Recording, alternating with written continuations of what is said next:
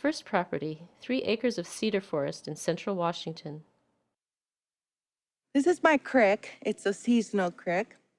Last fall or last winter, I had my first run of salmon, and I have 2 beaver ponds in the back. I have a family of clan of beavers, and I even have a river otter. So as being a sea otter, river otter was really neat to see. And I understand you have a cougar, a pet cougar. Yes, I have a cougar. You don't want to make sure you feed it on time, but I've had the pet cougar now for probably, oh yeah, there he is. Kids think I have a real cougar. It's actually just a cat that's named Cougar. As a sea otter, we love to tease. Cougar follows harvest like a moon shadow as she hand gathers her native materials. As land is developed or privately owned, gathering native materials has become difficult for basket weavers. Harvest has permission to dig cedar roots in a clear-cut area near her house.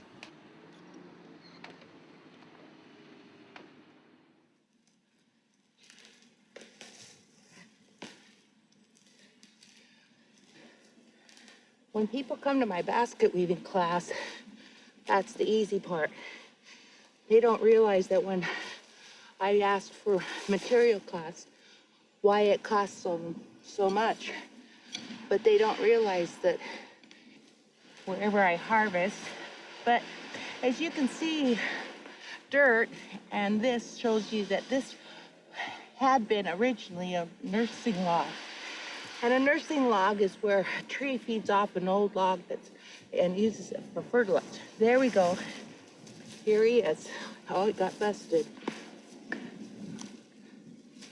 Let's follow him down.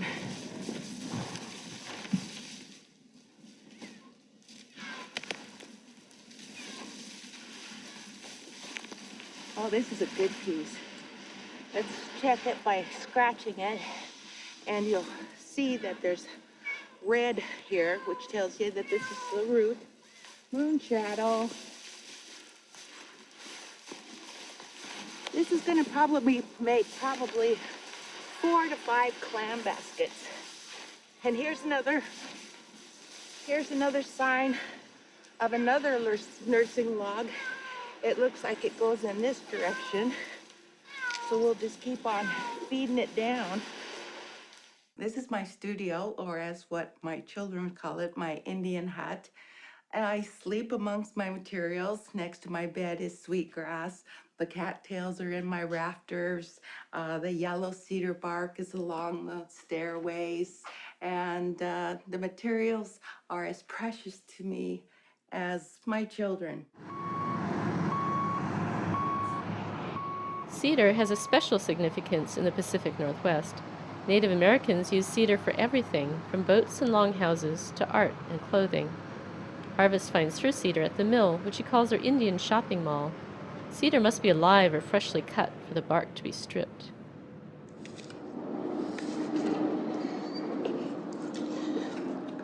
This is one of the tools that my ancestors would have used in the past, and it's a tool that would be able to utilize both hands as they peel the bark.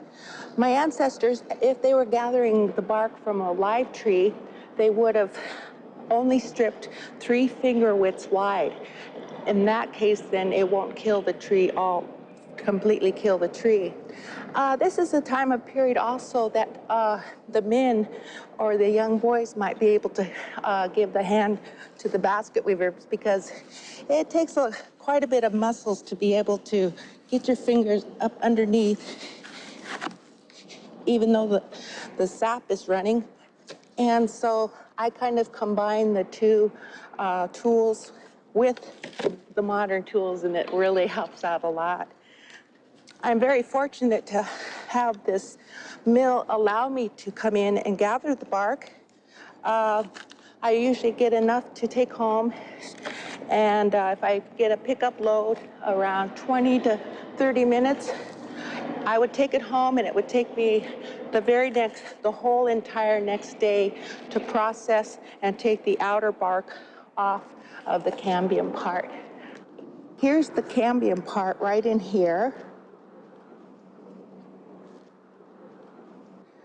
I take the knife very carefully, nudge it down just a little bit, and remembering what my ancestors did, there's a technique where you have to pull hard enough and evenly enough so that you're able to work it all the way down to the bottom.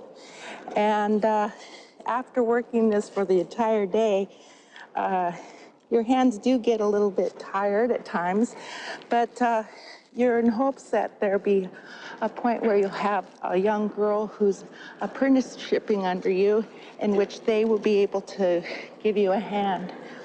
As I gather my material, I not only gather enough for myself personally, but because I apprenticeshipped under 4 elders, I also not only gather enough for myself, but I also gather some for them being so much older in the years, but for spending their time teaching me basket weaving techniques. My ancestors in the past will then take them to conserve storage. They will bend it into bundles, and so when it comes to soak it in the wintertime, they won't need a real long tub. They can just place it, bind it, and this is what I've learned from my ancestors.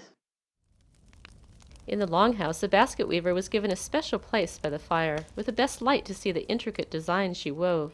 As the children gathered close, the basket weaver became a natural storyteller. Blue cake! Blue cake! Blue cake! Children are riveted by the story of Glukeek, also known as Bigfoot. Legend goes, many years ago, the women and the children had spent most of the day picking the sweet, tiny blackberries. Now, some of the children had more berries in their tummy than they had in their baskets, while the younger children had more berries around their mouth than in their tummy. But to make the job not so much a chore, the women were finding out who was expecting a baby. They were finding out who was going to get married to who.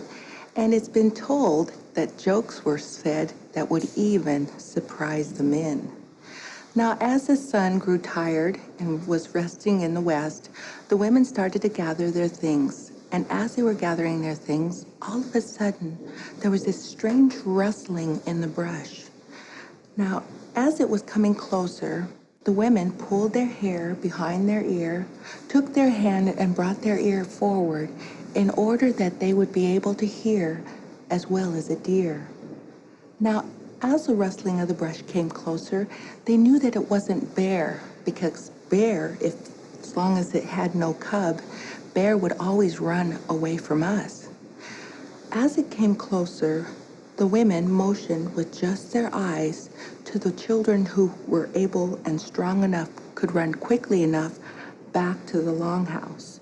Now, for the children who were too young, they quickly picked them up, held them underneath their arm, took their head and held it close to the mother's heart. When the small children heard the fast beating of the mother's heart, they knew they had to be very, very quiet. As the rustling of the brush came closer, they knew that it wasn't deer, because deer has a jumping sound through the brush. As it came even so close, all of a sudden there was this strong stench.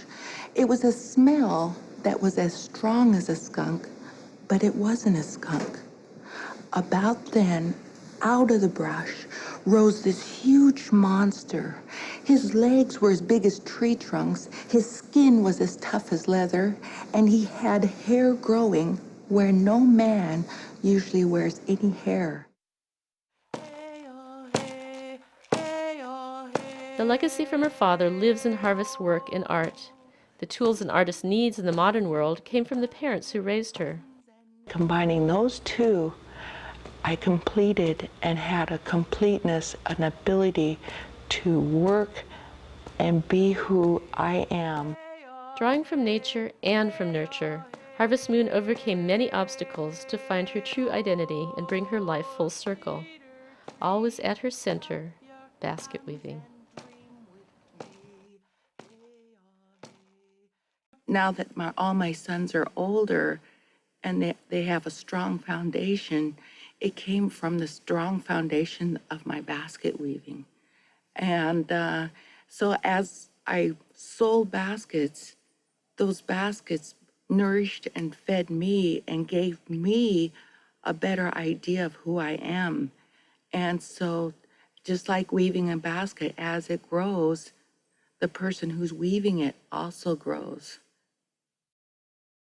Hey oh, hey oh, ho, ho, hey, hey oh, ho, ho, hey, hey oh, ho, ho, hey, uh, uh, uh, uh, uh, uh, uh, wee.